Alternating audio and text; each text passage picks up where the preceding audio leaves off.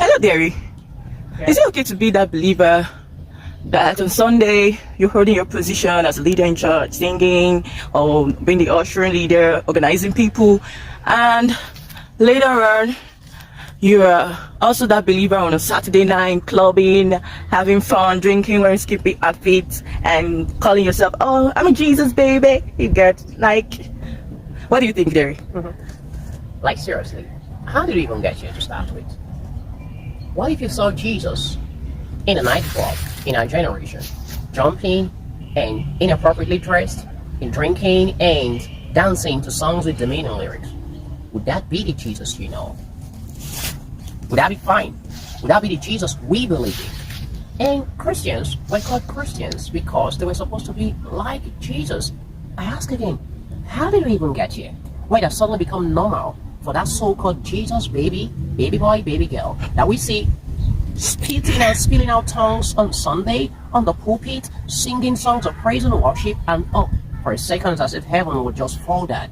And then that's the same person we see doing a TGIF on Friday in the club, or on a Saturday in the nightclub, inappropriately dressed, indecently dressed, and then in the middle of the group with all kind of seductive, provocative dance steps. I mean, they call it social life. But Jesus did not have a different social life from his spiritual life.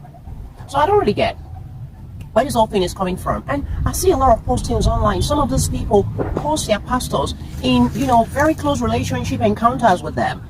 Are you telling me your pastor doesn't know that you do these things? Or is your pastor okay with it?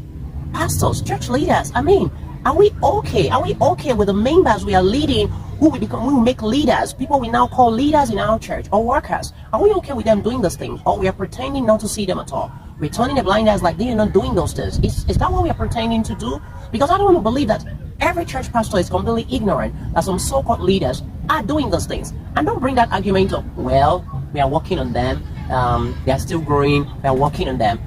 Corporate organizations, in secular enterprises, companies, they don't put people that are not qualified into positions. They don't make them leaders and say we are still working on them. They put only round pegs in round holes. So how come we are dealing with souls? Something that is far more important than the profit maximization that those organizations are aiming for. And we deem it fit and okay to begin to put people that we are still working on, in quote, to become leaders. A baby cannot take care of another baby. The people who should be in leadership position, in a nutshell, should be those who can influence people for Christ. I think it was John Maxwell that said leadership is influence. So if whoever you're putting into that position of leadership cannot influence people with